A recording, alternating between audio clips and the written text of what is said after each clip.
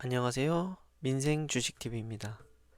이번에 알아볼 기업은 버스코 푸처엠입니다. 영상을 끝까지 보시고 구독과 좋아요 꼭 부탁드릴게요. 전기차 배터리 소재 시장의 핵심 플레이어죠. 포스코 퓨처엠이 얼마 전에 정말 깜짝 놀랄 만한 실적을 발표했습니다. 그런데요, 모두가 환호하는 이 엄청난 숫자 뒤에 사실은 위험 신호가 숨어 있다면 어떨까요? 오늘 이 놀라운 실적 발표의 진짜 속내를 한번 제대로 들여다보겠습니다. 네, 숫자를 잘못 보신 게 아닙니다. 무려 4,773.5%, 포스코 퓨처엠의 3분기 영업이익이 작년 같은 기간에 비해서 이렇게나 폭발적으로 늘어났습니다. 아니, 이게 상식적으로 가능한 숫자일까요? 도대체 지난 분기에 무슨 일이 있었던 걸까요? 그래서 바로 이 질문을 던져봐야 합니다. 이 엄청난 실적 개선이 정말 회사의 펀더멘털이 좋아져서 나온 걸까요? 아니면 혹시 어떤 측시 효과는 아닐까요? 우리가 혹시 놓치고 있는 건 없는지 지금부터 하나씩 파헤쳐보죠.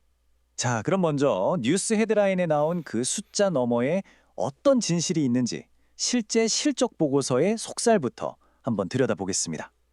이게 바로 공식 발표된 숫자입니다. 3분기 매출이 8,748억 원, 그리고 영업이익이 667억 원. 언뜻 보면 굉장히 좋아 보이죠? 나무랄 데 없는 실적처럼 보이는데요.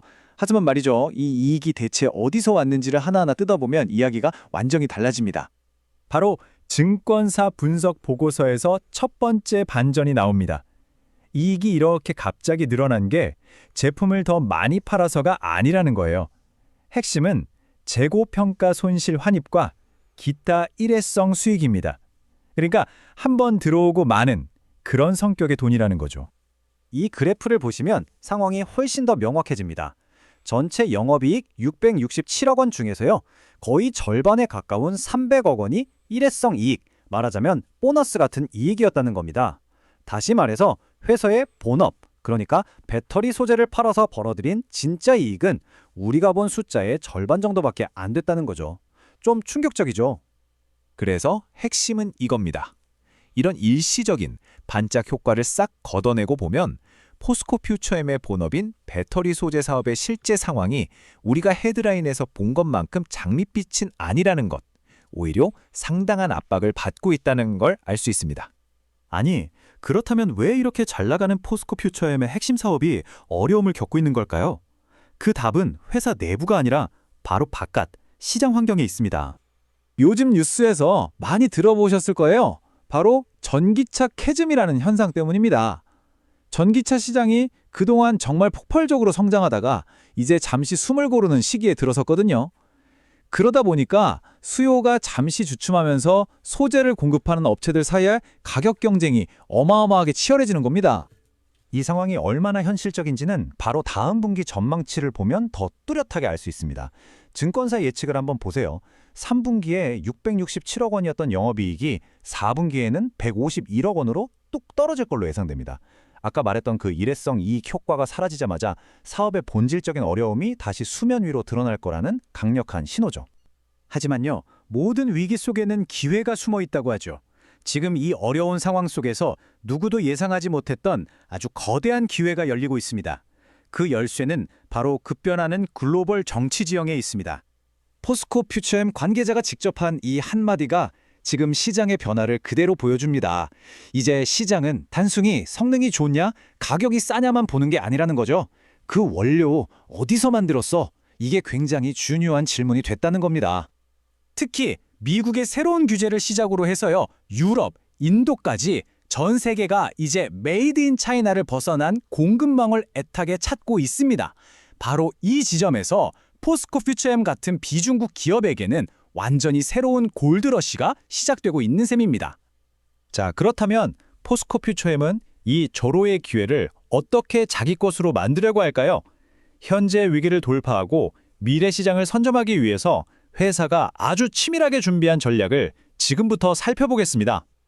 포스코 퓨처엠의 전략은 크게 세 갈래로 나뉩니다. 첫째, 전기차 시장에만 머무르지 않고 요즘 급성장하는 ESS, 즉 에너지 저장 장치 시장으로 전장을 넓힙니다. 둘째, LFP와 LMR이라는 새로운 기술로 가격과 성능, 이 두 마리 토끼를 다 잡겠다는 기술적 승부수를 던졌습니다. 그리고 이 모든 것의 기반이 될 가장 중요한 마지막 전략, 바로 탈중국 공급망을 완성하는 것입니다. 특히 이 두 가지 신기술이 아주 흥미로운데요. LFP는 비용을 확 낮춰서 ESS나 보급형 전기차 시장을 공략하고요. LMR은 LFP보다 에너지 밀도를 30% 이상 높여서 중급 전기차 시장을 겨냥하는, 그러니까 한마디로 투트랙 전략을 구사하는 거죠. 좀 복잡해 보이지만 이게 바로 포스코 퓨처엠의 미래 전략 지도입니다. 핵심은 간단해요. 왼쪽이 현재로 보면 표준형과 고급형 두 가지에 집중했죠? 그런데 오른쪽 미래 포트폴리오로 보세요. 저렴한 보급형부터 최고급형까지 모든 제품 라인업을 다 갖추겠다는 야심이 보입니다. 시장 전체를 다 먹겠다는 거죠. 그렇다면 시장은 이 새로운 전략을 어떻게 평가하고 있을까요? 증권사들은 단기적으로는 좀 어렵겠지만 2026년부터는 이 전략들이 본격적으로 빛을 발할 거라고 보고 있습니다. 전망치를 보면 매출과 이익이 다시 한번 가파르게 성장하는 그림이 그려지고 있죠. 나아가자, 미래를 바꾸자. 포스코 퓨처엠의 슬로건처럼 회사는 지금의 어려운 시장 상황에 주저앉지 않고 아주 적극적으로 미래를 바꾸기 위한 움직임을 이미 시작했습니다. 결국 마지막 질문은 이것일 겁니다. 포스코 퓨처엠의 이 과감한 베팅이 과연 성공할 수 있을까요?